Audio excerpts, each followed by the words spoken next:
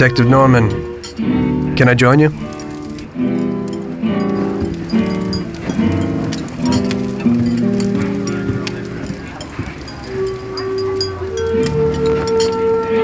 Sorry for the delay, but I didn't want anybody seeing me, if you know what I mean. What can I get you, sir? Just a coffee. Coming right up. It's not my habit to sit with people like you. Got a business proposition for you, Detective. I ain't no businessman. And even if I were, I wouldn't be doing business with the likes of you. I don't usually do business with your kind either. But this is a bit of a strange deal. Good for you and your superiors, and good for me. It concerns a certain kind of trade. Trade? Well, let's just say that I hold a high position in a not-so-legal organization. It's just the kind of organization people such as yourself would like to know a lot about. And I, on the other hand, for certain reasons, don't want... Your coffee, sir. Thanks. I have my own personal reasons why I don't want to be associated with this organization. It ain't too easy to leave this kind of business, if you know what I mean. I think I know where you're coming from. You'll get a bullet in your head if you don't disappear quickly, right? That's not the only reason. Got any kids, Detective? I've got a wife and daughter. I don't want them to have any problems because of me. Yeah, well, I ain't just gonna hand out protection to any wop crook. You should have thought about them kids before, 'cause I... Sure. Listen, I don't want something for nothing. So here's the deal. Does the name Salieri mean anything to you? Salieri? It damn well does. You got something in common with him? You could say that. I've worked for him for several years. Now he wants to rub me out. If you protect my family and me, I'll tell you everything. Names, dates, accounts, everything. Enough to put him away for life. I ain't Santa Claus. If I go to the chief with this, I need to know everything you know. And I have to be sure you'll testify in court. Sure. If you ain't in a hurry, I'll tell you my whole story. And all the deals I've worked on over the years. Okay. I've got time, and I'm listening.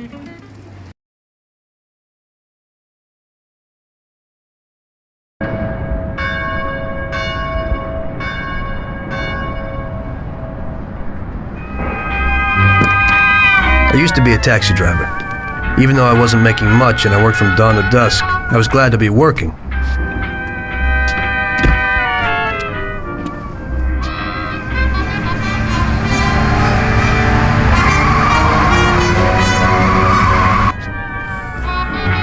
It was a bad time and some other people were worse off than me.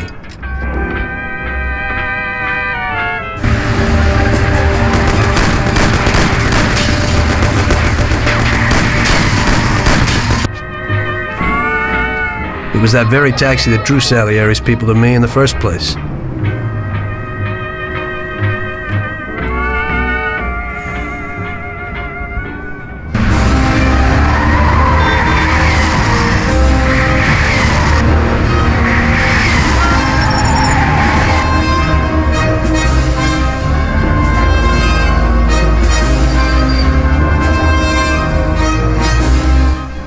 One day I was on my break and I was just hanging out.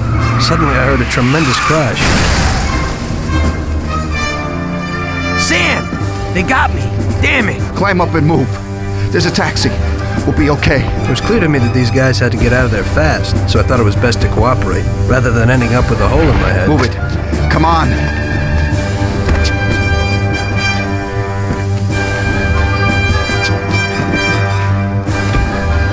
Where to? Anywhere! Fast! I hope you're damn fast. Faster than Sam here was. I burned rubber out of there like a bat out of hell. It didn't matter where, just away from those gentlemen who were chasing my new customers. Now listen carefully. You gotta shake these clowns behind you. If you don't do it, then we're done for. That includes you. Step on it, kid. Step on it. They're still on our tail. Idiot, go! My taxi! Duck!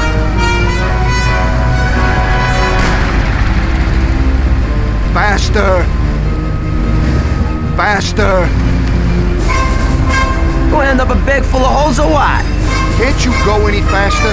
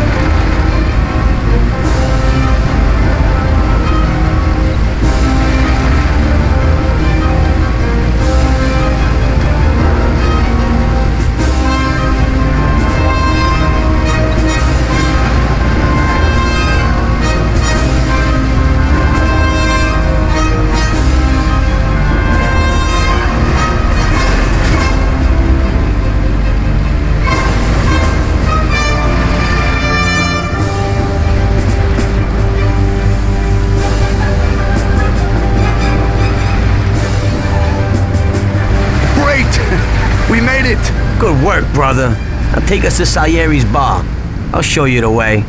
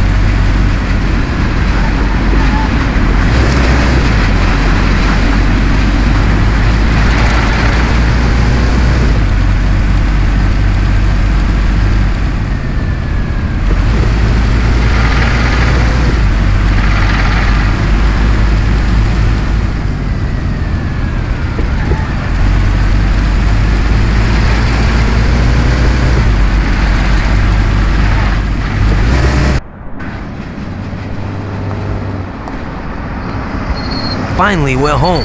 Wait here, friend. Sam will get you a little something from Mr. Salieri. Thanks for your help.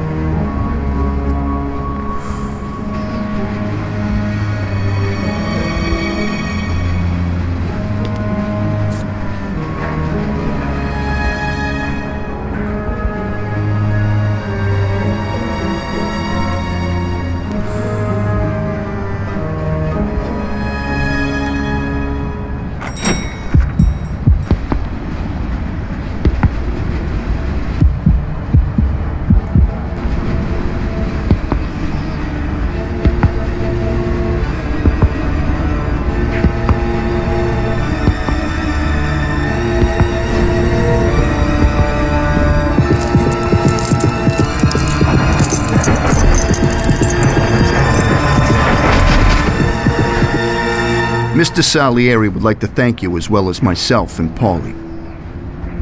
It's compensation for the damage to your car and your services. It should be enough. Yes, of course. Thanks. Give my regards to Mr. Salieri. Mr. Salieri wants you to know that he is very grateful to you. If you ever need anything, you can come back and ask for help, because Mr. Salieri doesn't forget about friends who have helped him out. If you're interested, maybe we could find a job for you here, and it would pay well. We always have positions for guys as good as you. Okay. I'll think about it. Thanks. Really thanks. I'd better go to fix the car and so on. All right. I understand. Just think about it. And I hope it's clear that this matter is only between ourselves. You take care, kid.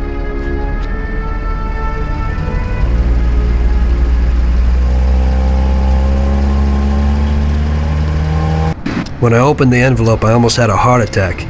There was more than it would cost to do the repairs, but I didn't for a minute think about their offer. I didn't want to join some criminals, even if they had all the money in the world. It's better to be poor and alive than rich and dead, right? I was going to get my cab repaired and try to forget it all as soon as possible. As my mother always said, you can never predict what God has in store for you.